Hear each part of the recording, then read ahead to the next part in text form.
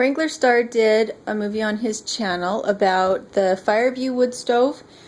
So I thought we would take a moment to go over our stove. This is our 3rd year that we've had this. It's an Elmira.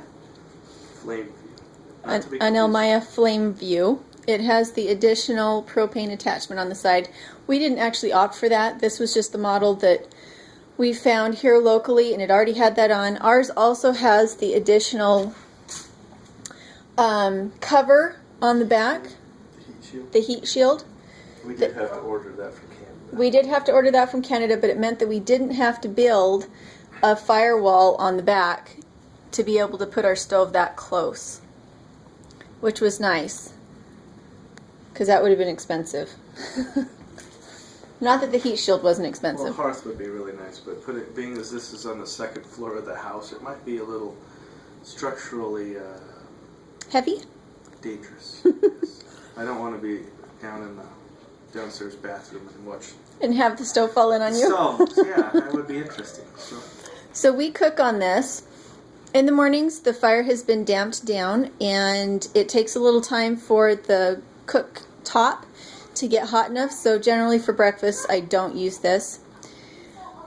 Girls, I need you to stop talking. The cook stove part we like to use. I've used it to make pies and biscuits. The oven. The oven. The oven. We have used it for a lot of stews on the top. It's how I cook the food for the pigs in the winter. Warming shelf becomes very useful. I make yogurt on the side with a coaster underneath to keep it from getting too hot, or on the very top of the warming oven, but you have to be careful because the warming oven gets very warm. If it's closed, it's about 150 degrees, so it'll actually cook things rather than... It's not a good place to let bread rise, in other words. It's not meant as that. It dries out durable fabric. Yeah, it does. It will dry your jeans or towels or something, but... You don't want to put anything in there like yogurt or bread. It's meant as a warming oven, which would be to keep food warm, not for rising or putting things on that have a bacteria that needs a friendly temperature, because 150 degrees is not a friendly temperature. When I do make yogurt, I put it on a coaster by the side of the stove, somewhere like that. And we have the fan mounted on the side that blows air across the top and through the back through there of the stove. And that's how we heat our house in the winter. The year that we had a lot of power outages, we learned the importance of having one of those eco fans on the top, because even though we just had the stove screaming along, because we didn't have that fan, we weren't able to keep up with the minus 18 degrees outside. We're lucky because we have south-facing windows here, because those add a lot to our heat. But without that fan, it's kind of a big deal. But it doesn't matter what kind of stove you have, as long as it has to be plugged in. It doesn't matter if it has a blower. If the power goes out, you don't have any way to transfer the heat from the stove into your living space. We clean the stove about every 2 weeks. We take the plates off and clean around the oven, because if we don't clean around the oven, the water or the smoke passes around the oven box, and when it does that, it deposits creosote and stuff like that along. So we just have to clean it about every 2 weeks. And to those who say just burn it hotter, no, we don't. It's already 90 degrees in here some nights. And it's a pretty efficient stove, and if you really turn it up hot like that, it's miserable, especially at night. It's just hard to sleep when it's that hot in here.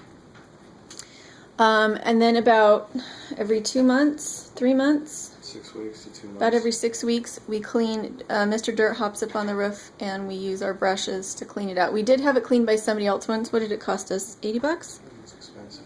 Yeah, I think it was about $80. Granted, they do come in and they vacuum it up and everything, but I don't know. The brushes cost us 40. An hour. Well, yeah, but this last time it took us 12 minutes. Right. Yeah, it took us 12 minutes last time. Yeah, but that's Girls, you may shut the door because you're being loud. You can see we've done a 12-minute dusting job too, so it's not the best. I mean, it was fast. It worked. This is also a warming oven, but again, it also gets quite hot. That little plate on the bottom is what we take out so that we can get the creosote on the bottom of the oven. Yeah, I think they can see with my fingers. That unscrews, and you just have a little tool that you put in there and pull it out. And it can reach all the way back to the back of the stove where there's a little opening in the back, which is where anything that comes down the chimney goes down to that hole in the bottom, and you can just pull it out. So it actually cleans really nicely. We love it for baking. If we're going to church or going into town for some reason, we'll put something in a Dutch oven or in our enamelware and put it in the oven and let it cook. And it gets generally about 250 degrees in that oven. So it's a very slow cook. For things like bread that needs to be at a higher temperature, good luck. Yeah. Maybe if we ran, and maybe when it's 18 below again, we'll open all the windows and try it. But. Yeah, exactly. There is a really nice ash box in the bottom. All you do is pull it out, and we go dump it in our driveway in places that we have. Yeah, it's super nice. It's super nice, super easy. When our wood box door is really clean, you can see in. I'm not sure how well you can see. A little orangish now. It's glowing. It depends on how hot we're running the stove. It's definitely mesmerizing at night. And there's nothing nicer than to come in from doing chores and to be able to just put your feet in front of this. And I think it keeps us from getting sick. It's a very different heat from the electric baseboards that we have. It doesn't make the air feel staticky and wet.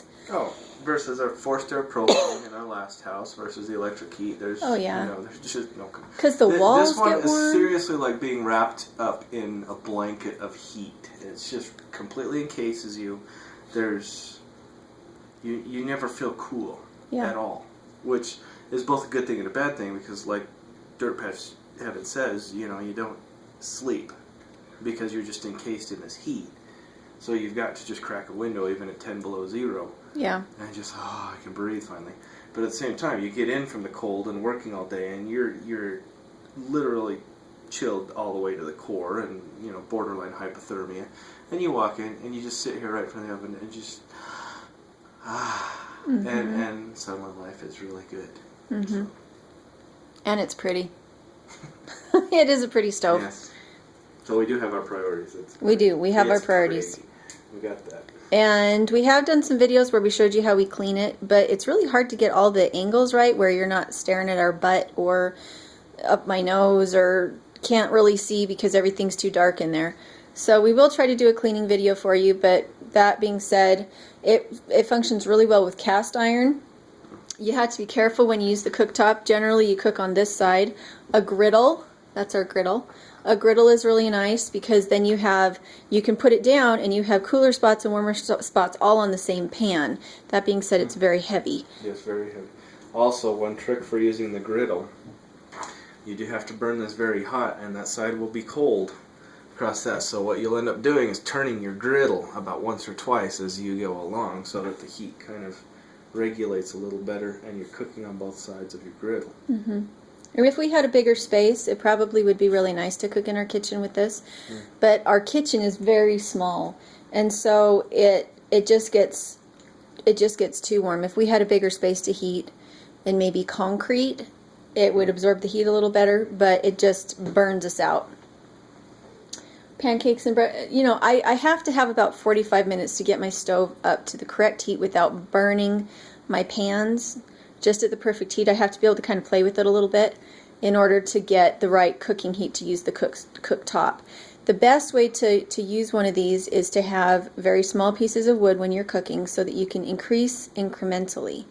If you put a big log in there, at the first part it's going to be cold, and then when it really gets into it, it'll suddenly be raging hot, and any pan you put on here starts to smoke and burn, and it's really hard on your pans. So small pieces of wood, a little bit at a time. If you're roasting in the oven, then it really doesn't care.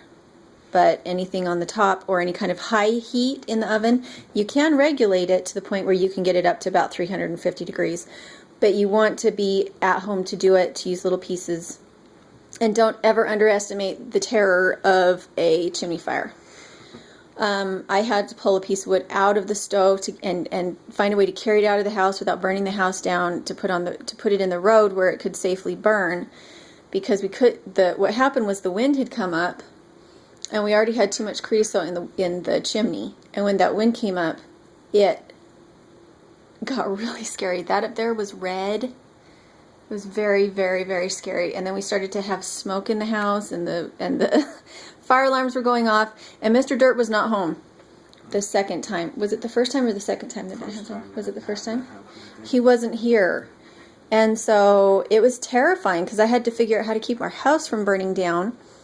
Never put water on a fire that is in a stove like this, or any stove for that matter, because what you'll have is you'll have an explosion. Keep them close. Yeah, something like that. You don't want to be climbing up on the roof and dumping water down your chimney ever, ever, ever. Your pipe will explode and kill people in your house. You don't use water to put out these fires. Anything else, honey? If you lived in a cabin in the woods, having this propane attachment would be super nice because you could use it. Would take less space. Well, time out. It's gone. It's been really nice for us too because when the power goes out, our electric oven's gone, and we had to cook quickly when your niece was over here, and it wasn't necessarily all that hot. We didn't need to burn the fire at that particular time that the power went out, so we just fired up the propane burners and put the griddle on top, and we were frying breakfast in.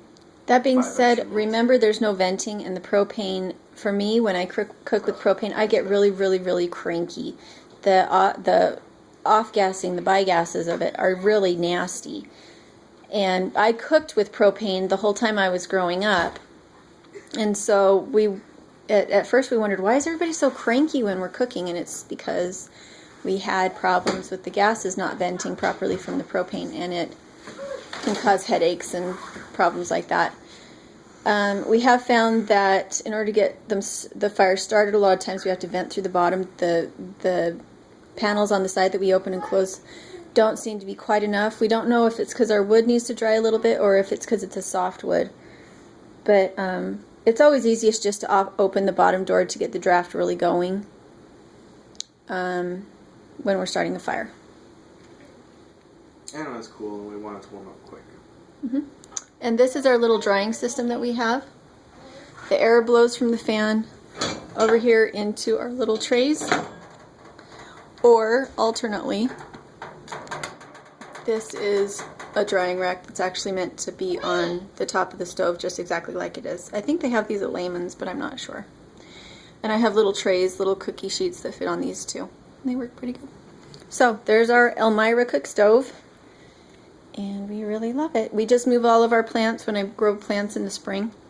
We just keep the shelf that has plants over on this side so they get the sunlight, but they're not getting baked by being over here.